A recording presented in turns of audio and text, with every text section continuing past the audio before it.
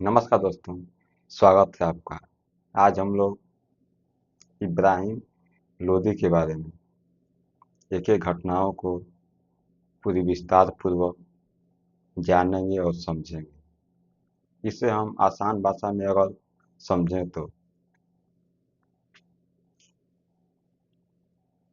जब सिकंदर लोदी की मृत्यु हुई तो उसका पुत्र इब्राहिम लोदी गद्दी पर बैठा। लेकिन उसने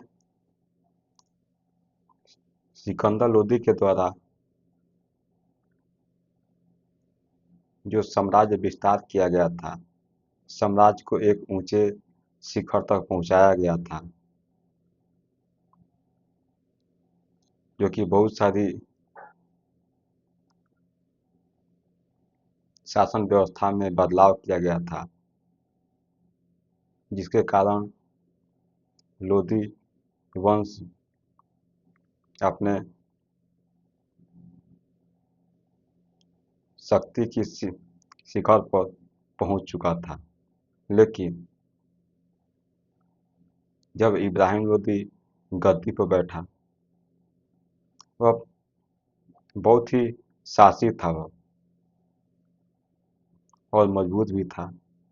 लेकिन उसकी राजनीतिक और कूटनीतिक व्यवस्था काफ़ी कमज़ोर थी।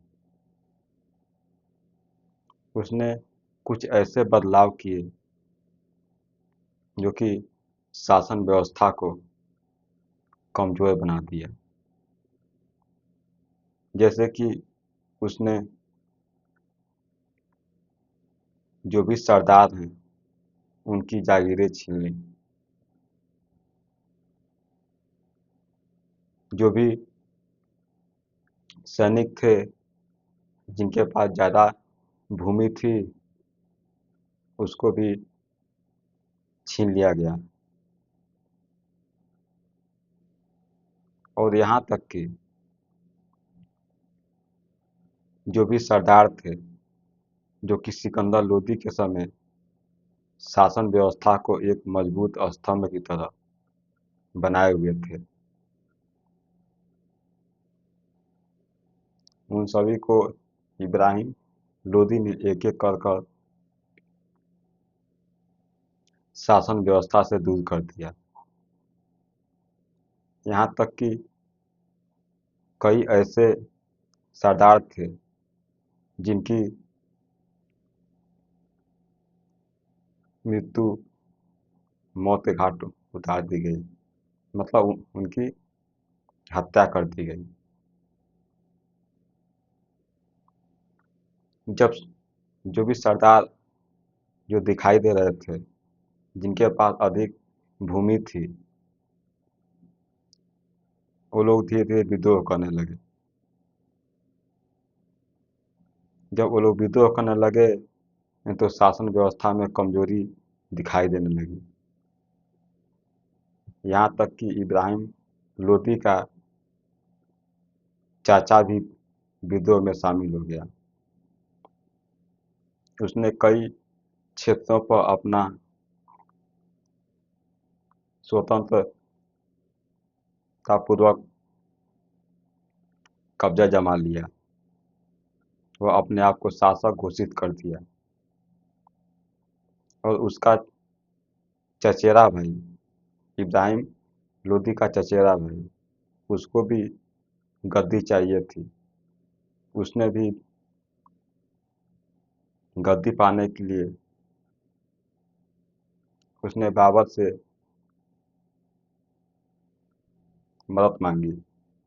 और यहाँ तक कि जो पंजाब का गवर्नर था,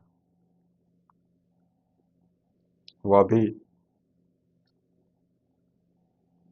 गद्दी पाने के लिए उसने भी बहुत सारे कूटनीतिक षड्यंत्र किए, जिससे कि शासन व्यवस्था काफ़ी कमज़ोर होने लगी, क्योंकि हर जगह विद्रोह हो रहे हैं। और इब्राहिम लोदी से जो भी विद्रोह हो रहे हैं, वह रुकने का नाम नहीं ले रहे हैं। तो इसको हम लोग एक एक घटनाओं को देखेंगे और पूरी तरह से समझेंगे कि कैसे बाबर को बुलाया गया और कैसे पानीपत युद्ध हुआ। ये सब एक एक घटनाओं को हम लोग समझेंगे। तो देखते हैं परिचय अगर हम लोग देखें तो इब्राहिम लोदी दिल्ली सल्तनत के लोदी वंश का तीसरा और अंतिम शासक था। जो इब्राहिम लोदी है वह लोदी वंश का वह अंतिम शासक है और वह तीसरा शासक है। तीसरा मतलब कि पहला हो गया बालुल लोदी हो गया, दूसरा सिकंदर लोदी, तीसरा इब्राहिम लोदी। तो यह अंतिम शासक है लोदी वंश का। शासनकाल 1517 से 1526। इब्राहिम लोदी का शासनकाल बहुत ही छोटा रहा क्योंकि हर तरह से विद्रोहों से वह घिरा रहा। क्योंकि इब्राहिम लोदी कुछ ऐसे फैसले किए जो कि नहीं करने चाहिए थे। यह शासन व्यवस्था में विपरीत प्रभाव पड़ा इसका। तो और भी देखते हैं हम लोग। उसके पिता सिकंदर लोदी 1489 से 1517 ईस्वी लोदी वंश के सबसे सक्षम शासकों में गिने जाते हैं। सिकंदर लोदी ने साम्राज्य का विस्तार किया और प्रशासन को मजबूत किया। सिकंदर लोदी की अगर हम लोग बात करें तो 1489 से 1517 तक उसने शासन किया और उसने शासन व्यवस्था को इतनी ऊंचाइयों तक पहुंचा दिया जिससे कि लोदी वंश एक मजबूत शक्ति के रूप में सामने आया। तो और भी देखते हैं।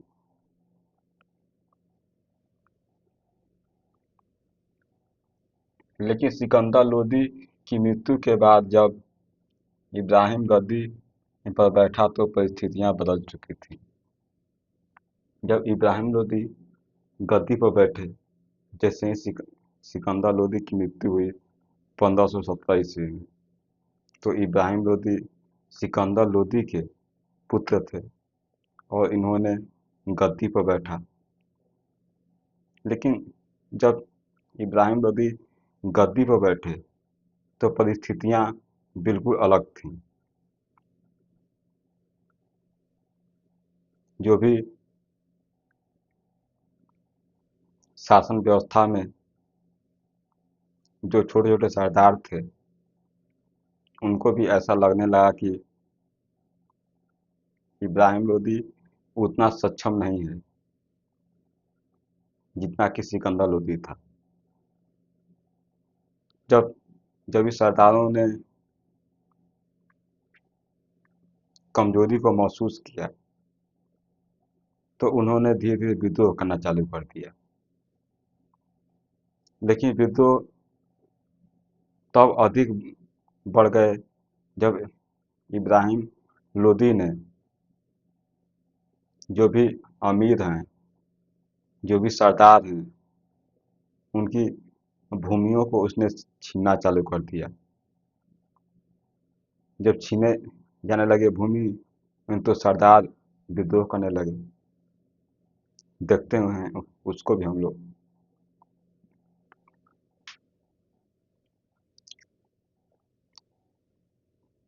देखें तो इब्राहिम लोदी का व्यक्तित्व कैसा था। यह बहुत ही साहसी था, यह काफी मजबूत था, लेकिन राजनीतिक और कूटनीतिक रूप से काफी कमजोर था यह। जब आप राजनीति में कमजोर होते हैं, कूटनीति में कमजोर होते हैं तो आप एक अच्छे शासक की भूमिका आप नहीं निभा सकते। क्योंकि जो आप राजनीति कर रहे हैं आप, लेकिन राजनीति को अच्छी तरह से समझते नहीं हैं, तो आप एक सफल शासक नहीं बन सकते। वही घटना घटी इब्राहिम लोदी के साथ, कि वह राजनीतिक व्यवस्था में भी वो कमज़ोर था, वो और कूटनीतिक रूप से भी वह कमज़ोर था। जब कमज़ोर था तो इसके जो भी अच्छे परिणाम आने चाहिए थे, इसके सारे परिणाम क्या हो गए? विपरीत आए, उल्टा आए, और काफ़ी अधिक इब्राहिम लोदी ने ऐसे फैसले किए जो कि शासन के हित में नहीं करने चाहिए थे। तो और भी देखते हैं। वह अपने पिता की तरह संतुलन नहीं बना पाया, इसलिए उसका शासन दिल्ली सल्तनत के पतन का काल माना जाता है। जिस तरह सिकंदर लोदी शासन व्यवस्था को पूरी तरह से वह चला रहा था और काफ़ी एक अच्छा प्रशासन के रूप में दिखाई दे रहा था, लेकिन वो सारी जो खूबियाँ थी सिकंदर लोदी में, वो सब इब्राहिम लोदी में दिखाई नहीं थी, क्योंकि इब्राहिम लोदी की सोच सबसे अलग थी। सबसे अलग थी, और दूसरी बात यह भी है कि उसने बहुत सारे गलत निर्णय लिए, जिसके कारण उनको बहुत ही बुरी परिस्थितियों से गुजरना पड़ा। देखते हैं और भी। शासन और प्रशासन। कठोर शासक। इब्राहिम लोदी का स्वभाव बहुत कठोर था। जो इब्राहिम लोदी है, उसका प्रशासन में देखें तो काफ़ी कठोर था, क्योंकि एक अच्छे शासक की निशानी होती है कि सबसे वह जो भी उदारतापूर्वक मिले, सबसे वह व्यवहारिक रूप से वह जनता के बीच आए, सबकी समस्याओं को वह समझे। लेकिन जो इब्राहिम लोदी है, वह काफ़ी कठोर शासक है। वो जो भी निर्णय ले रहा है, वह कठोरतापूर्वक ले रहा है। तो जब आप कठोरतापूर्वक कोई निर्णय लेते हैं, तो आपसे न दरबार के लोग और न ही जनता आपसे खुश होती है, क्योंकि ये सारे लोग कहीं न कहीं डर के माहौल में जीते रहते हैं। जब लोग डर के माहौल में जिएंगे तो आपका सम्मान भी नहीं करेंगे। तो मतलब सब कुछ अगर देखा जाए तो जो असंतुष्टता की नीति है, वह साफ साफ दिखाई दे रही है कि न आपसे जनता खुश है और न ही दरबारी खुश हैं आपसे। फिर क्या हुआ? उसने पुराने और प्रभावशाली अमीरों को दरबार से निकालना शुरू किया। जो भी दरबार में अमीर थे, जो कि काफ़ी प्रभावशाली थे, जो कि शासन व्यवस्था में उनका अहम योगदान माना जाता था, उन लोगों को इब्राहिम लोदी ने धीरे धीरे शासन व्यवस्था से निकलना शुरू कर दिया। जब अच्छे लोग शासन व्यवस्था से दूर हो जाएंगे, तो शासन के अच्छी तरह से नहीं चल पाएगा। तो और भी देखते हैं। कई अफगान अमीर जो परंपरागत रूप से दिल्ली सल्तनत के स्तंभ थे, उनसे उसने दूरी बना ली। बहुत सारे कई अफगान अमीर जो कि शासन व्यवस्था के लिए पूरी तरह से स्तंभ माने जाते हैं, पिलर माने जाते हैं, लेकिन इब्राहिम लोदी ने उनसे दूरियां बना ली। जब दूरी बना लेंगे तो आप शासन व्यवस्था को खुद ही कमजोर बना रहे हैं, क्योंकि जो स्तंभ है शासन व्यवस्था का, उसी को अगर आप दूर कर देते हैं तो शासन व्यवस्था में मजबूती नहीं रह जाएगी। तो यही किया इब्राहिम लोदी ने। कुछ ऐसे फैसले कर रहा है जो कि नहीं करने चाहिए थे। और भी देखते हैं।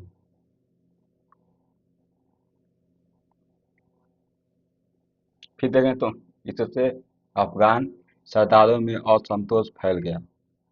इससे अफगान जो शासक थे, जो कि आप शासन व्यवस्था से उनको दूरी बना रहे हैं, उनको निकाल रहे हैं, तो जो भी अफगान सरदार हैं, अमीर हैं, उनमें काफ़ी असंतुष्ट भावना की विकास हुआ।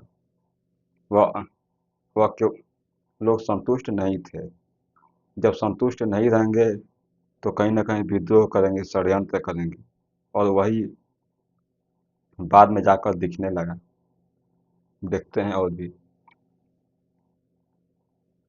उसने कुछ अमीरों को बिना वजह मौत के घाट उतार दिया। इब्राहिम लोदी केवल शासन व्यवस्था से निकाला ही नहीं, उसने बहुत सारे अमीरों को मौत के घाट उतार दिया। मतलब बहुत सारे अमीरों की उसने हत्या कर दी। कितना कठोरतापूर्वक इब्राहिम लोदी अपना निर्णय ले रहा है। अभी देखते हैं जागीर व्यवस्था। सिकंदर लोदी तक यह प्रथा संतुलित ढंग से चल रही थी। जब सिकंदर लोदी गद्दी पर बैठे हुए थे तो जागीरी जो व्यवस्था थी वह काफ़ी संतुलित रूप से चल रही थी। वह बहुत अच्छे परिणाम देखने को मिल रहे थे। लेकिन यहाँ देखें इब्राहिम लोदी क्या करता है, इसको भी हम लोग समझते हैं। देखें इब्राहिम ने कई जागीरें छीन ली। देख रहे हैं आप कि जो इब्राहिम लोदी है वह जागीरों को छीनने पर तुल गया हो। जब आप किसी को जागीर दिए हैं आप वेतन के बदले में, तो आप कैसे किसी की जागीर छीन छीन सकते हैं आप। लेकिन ये इब्राहिम लोदी जागीर को छीन रहा है। जब आप जागीर को छीनेंगे तो स्वाभाविक है कि विद्रोह होगे ही होगे। तो फिर क्या हुआ उसको भी देखते हैं।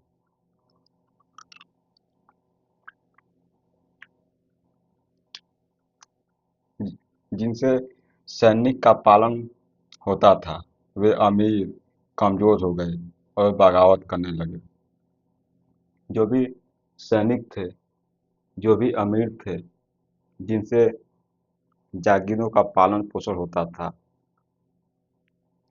लोग अपनी रोजमर्रा का जीवन व्यतीत कर रहे थे। लेकिन जब आप उन्हीं से जागीरें छीनने लगेंगे आप, तो वह खुद विद्रोह तो करेंगे ही वो। क्योंकि जिससे आप जिसकी जमीन छीन रहे हैं, आप भूमि छीन रहे हैं, तो वह विद्रोह करेगा ही करेगा। तो और भी देखते हैं।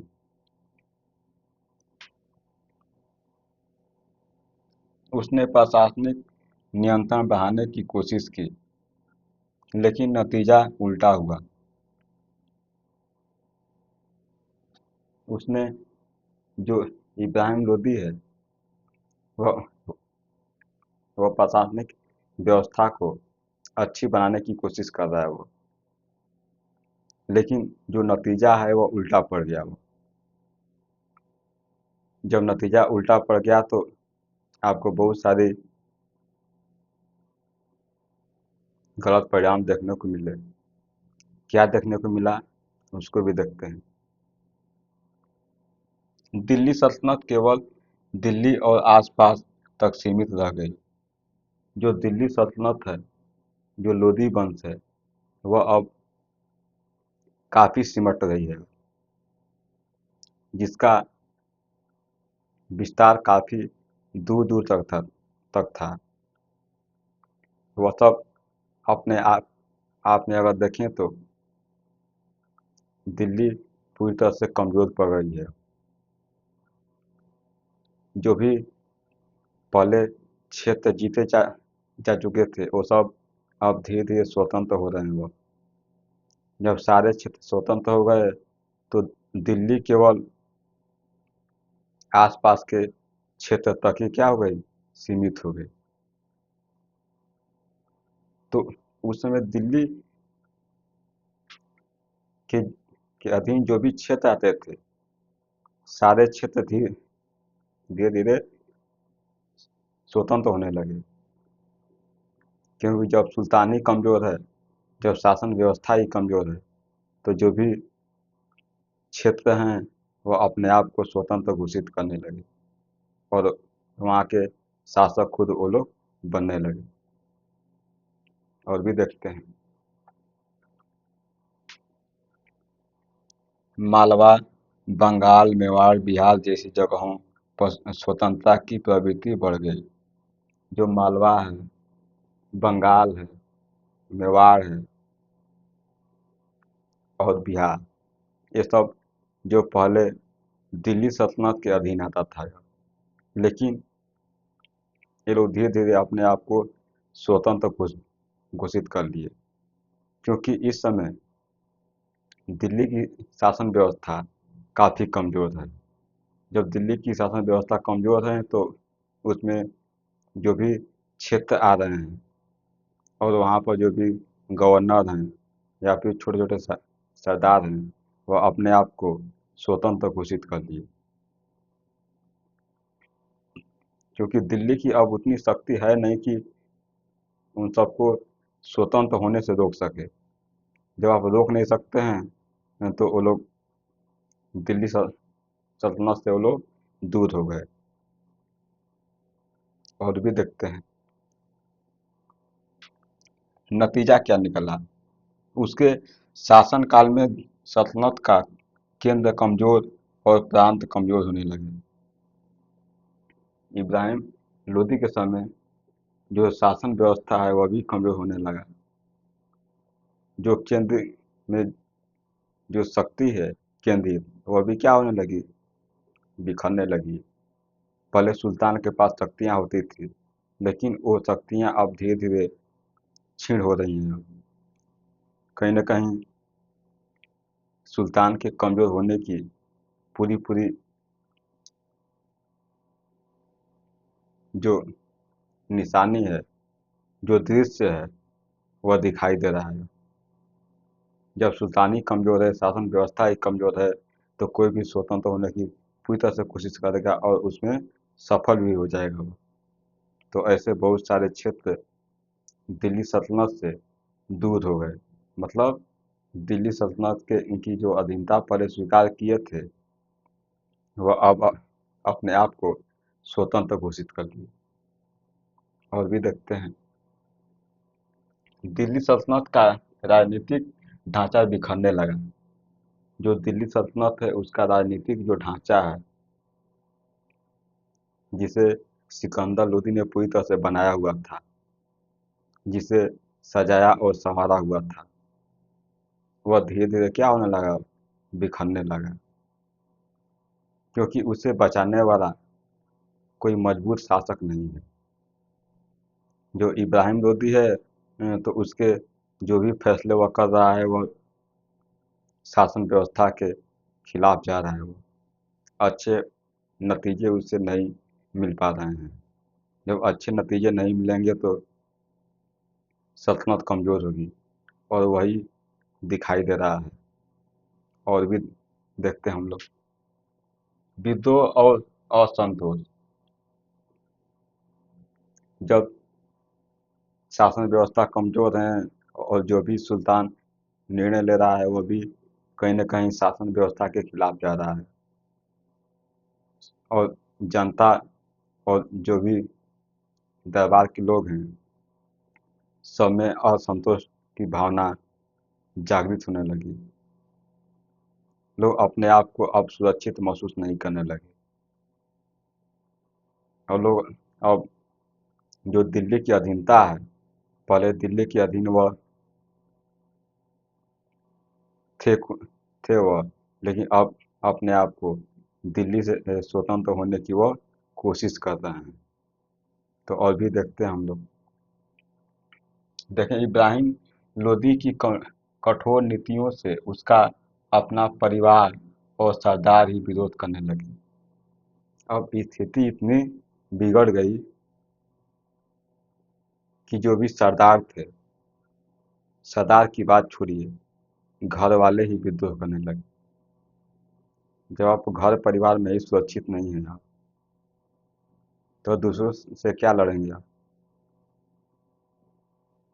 तो घर के भी लोग विद्रोह कर रहे हैं और जो भी सरदार हैं वो भी विद्रोह कर रहे हैं।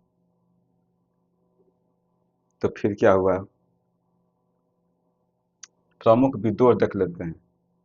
इब्राहिम लोदी के समय कौन कौन से विद्रोह जो कि प्रमुख दिखाई दिए उस समय, उसको भी हम लोग देख लेते हैं। चाचा अलाउद्दीन लोदी को का विद्रोह, जो चाचा अलाउद्दीन लोदी है उसने भी क्या कर दिया? विद्रोह कर दिया। वह भी कहा कि हम अब दिल्ली के अधीन अब नहीं रहेंगे, अब खुद को स्वतंत्र घोषित कर दिया। कैसे किया हुआ उसको भी देखते हैं। देखें, इब्राहिम लोदी के चाचा ने खुद को गाजीपुर और बलौलपुर का शासक घोषित कर दिया। जो अलाउद्दीन लोदी हैं उसने अपने आप को गाजीपुर और बलौलपुर में अपने आप को शासक घोषित कर देते हैं। तो यह भी काफ़ी परेशान करने वाली घटना है इब्राहिम लोदी को।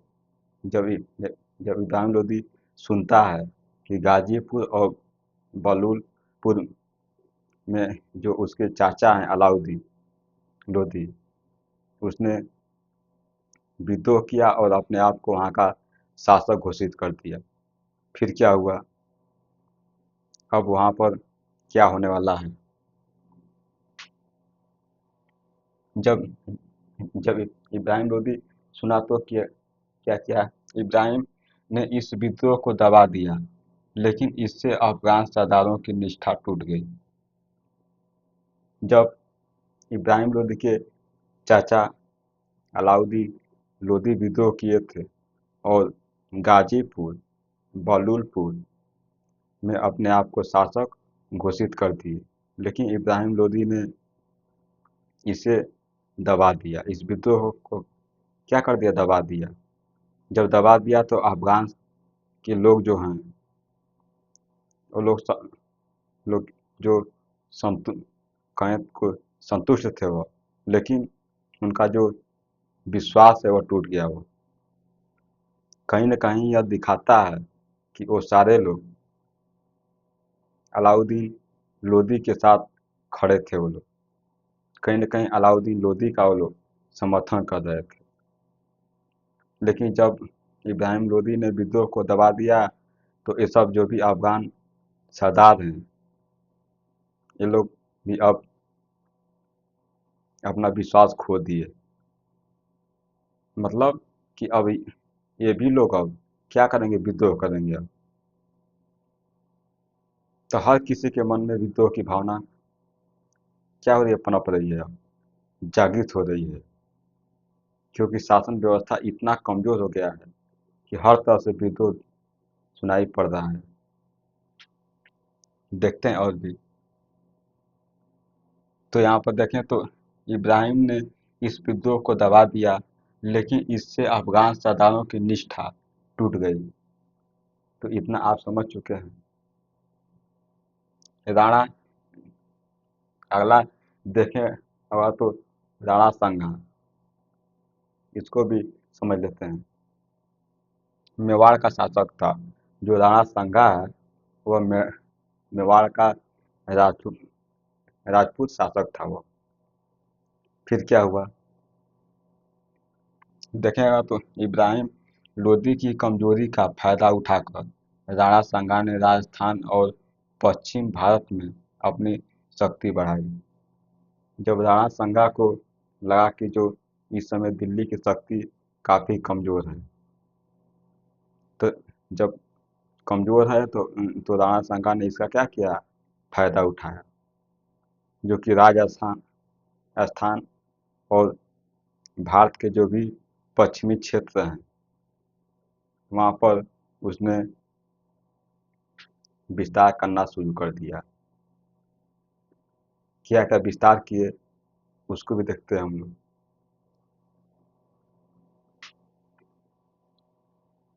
उसने मालवा और चित्तौड़गढ़ तक अपने प्रभाव का विस्तार कर दिया। जो राणा संगा है उसने मेवाड़, मालवा, चित्तौड़ तक अपने प्रभाव का विस्तार कर लिया। मतलब पहले जो जो मेवाड़ का शासक तो पहले था ही वह, लेकिन अब क्या हुआ कि इब्राहिम लोदी की कमजोरी को वह महसूस कर रहा है। वो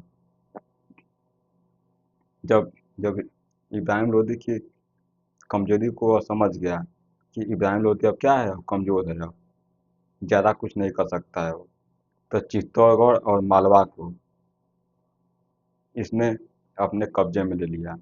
देख सकते हैं आप, उसने मालवा और चित्तौड़गढ़ तक अपने प्रभाव का विस्तार कर दिया। तो राणा संगा अब चित्तौड़गढ़ और जो मालवा है वहाँ तक अपनी शक्ति का क्या किया, विस्तार कर लिया।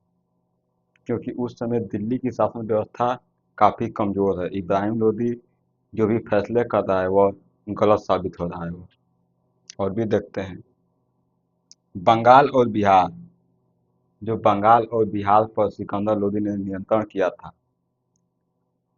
वह भी अब जो इब्राहिम लोदी है उसके शासन व्यवस्था से ये लोग भी स्वतंत्र हो रहे हैं। बंगाल और बिहार भी हाथ से निकल गया, क्योंकि यह भी अब दिल्ली की अधीनता स्वीकार करने से अपने आप को क्या कर लिया, दूर कर लिया कि हम अब दिल्ली सल्तनत के अधीन नहीं रहेंगे, अब खुद स्वतंत्र रहेंगे हम। तो देखते हैं इसको भी। ये क्षेत्र लगभग स्वतंत्र हो चुके थे। जो बंगाल और बिहार है यह लगभग यह स्वतंत्र हो चुका था। दिल्ली का प्रभाव नाम मात्र रह गया था। जो दिल्ली का प्रभाव है बंगाल और बिहार पर वह केवल नाम मात्र का रह गया था।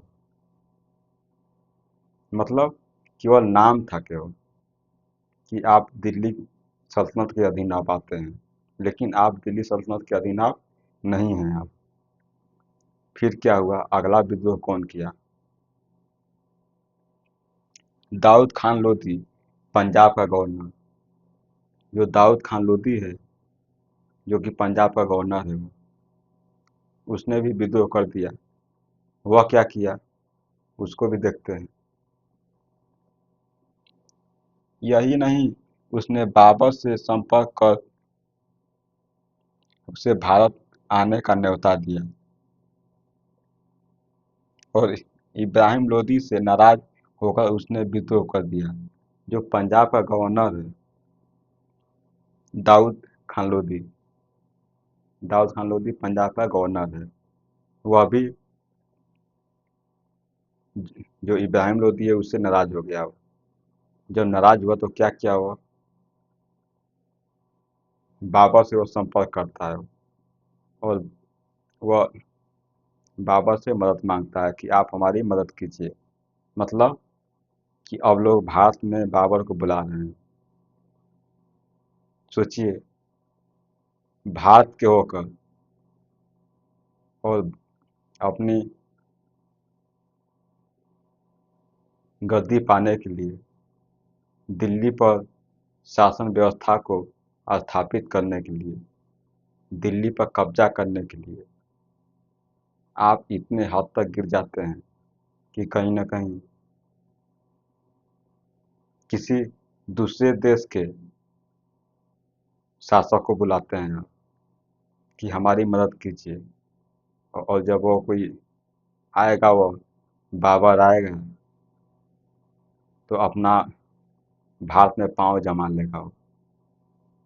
और भी देखते हैं कि और किसने बुलाया बाबर को, किसने न्योता दिया कि आप आइए हमारे यहाँ, स्वागत है आपका,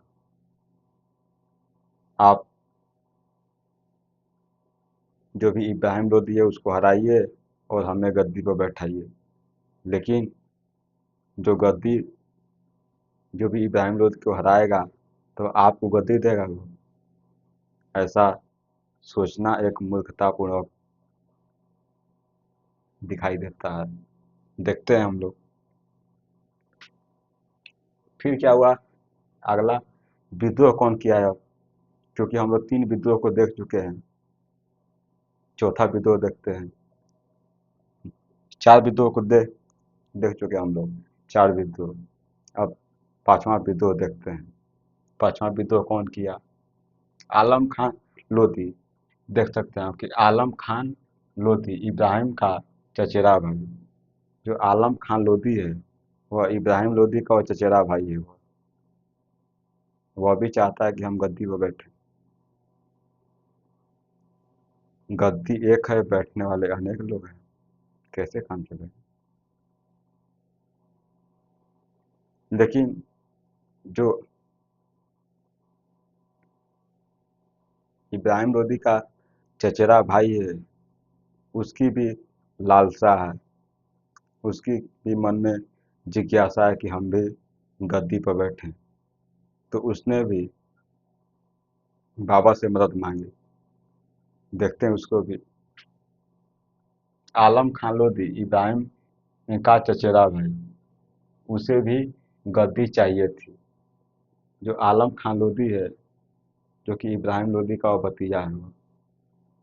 नहीं नहीं, इब्राहिम लोधी का चचेरा भाई है वो। जो आलम खान लोधी है वह इब्राहिम लोधी का वह चचेरा भाई है। और उसकी भी मन में अभिलाषा है कि हमको गद्दी चाहिए। फिर क्या हुआ, उसने बाबर से मदद मांगी। जब आलम खान लोधी है, जो कि इब्राहिम लोधी का चचेरा भाई है, जब वह सोचा कि हमें भी गद्दी चाहिए और गद्दी तो ऐसे मिलने वाली नहीं है, तो उसने बाबर से मदद मांगी कि आप हमारी मदद कीजिए, हम गद्दी पर बैठना चाहते हैं। तो 2 लोग जो कि बाबर को न्योता दे रहे हैं, एक ये हैं आलम खान लोधी हैं, पहला हो गए। और दूसरी देखें तो दाऊद खान लोधी, जो कि पंजाब का गवर्नर है। ये दोनों लोग बाबर को बुला रहे हैं भारत में कि आइए और इब्राहिम लोदी को हराइए। जब आप हरा देंगे तो हम गद्दी पर बैठ जाएंगे। लेकिन जो आप सोच रहे हैं, जो इब्राहिम लोदी को हराएगा क्या आपको गद्दी पर बैठाएगा? ये सोच काफ़ी गलत साबित होगी बाद में। और भी देखते हैं। कुल मिलाकर इब्राहिम लोदी के शासनकाल में दिल्ली सल्तनत के अंदर ही इतनी दरारें पैदा हो गई कि बाहरी आक्रमण का रास्ता खुल गया। सब कुछ अगर मिलाकर हम लोग देखें तो दिल्ली सल्तनत में इतनी दरारें पड़ चुकी थी, जो कि जो बाहरी आक्रमण होने वाले थे उनके लिए खुला रास्ता सामने दिखाई देने लगा कि अब कोई भी आ सकता है, आक्रमण कर सकता है। क्योंकि जब घर के ही लोग आपके समर्थन में नहीं हैं, आपके खिलाफ हैं, तो आप कैसे सुरक्षित रह सकते हैं। तो फिर क्या हुआ, बाबर का आक्रमण और पानीपत। बाबर का आक्रमण हुआ और पानीपत का युद्ध हुआ। हम पानीपत के युद्ध को अगले लेक्चर में पूरी विस्तार पूर्वक एक क्लास में हम लोग समझेंगे। यहाँ पर हम लोग 3-4 लाइन देख लेते हैं, नहीं तो अगले लेक्चर में हम लोग पूरी विस्तार पूर्वक पानीपत का प्रथम युद्ध को हम लोग समझेंगे। बाबर काबुल का शासक था और वह पहले से ही भारत की संपत्ति और उपजाऊ भूमि की ओर आकर्षित था। बाबर जो था वह काबुल का शासक था। वह पहले से ही जो भारत की धन संपदा है, जो भारत की उपजाऊ भूमि है, उस पर पहले से ही वह आंख लगाए हुए था। पहले से ही उसके मन में काफ़ी इच्छाएं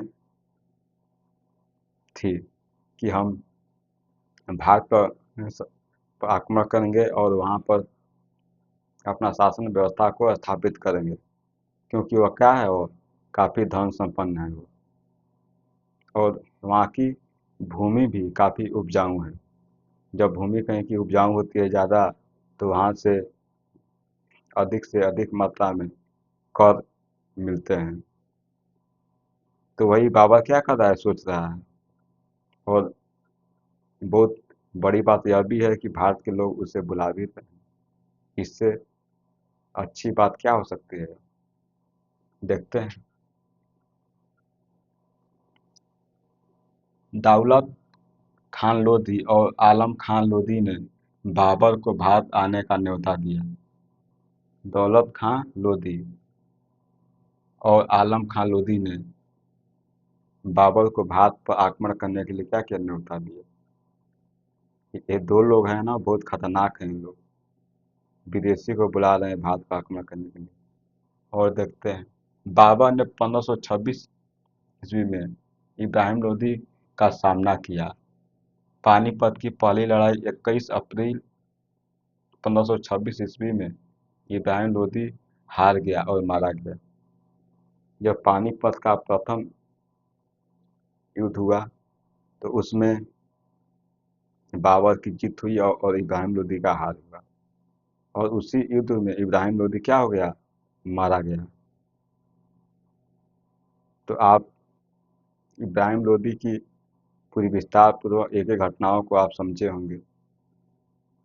मिलेंगे अगले लेक्चर में, तब तक के लिए आपका बहुत बहुत धन्यवाद।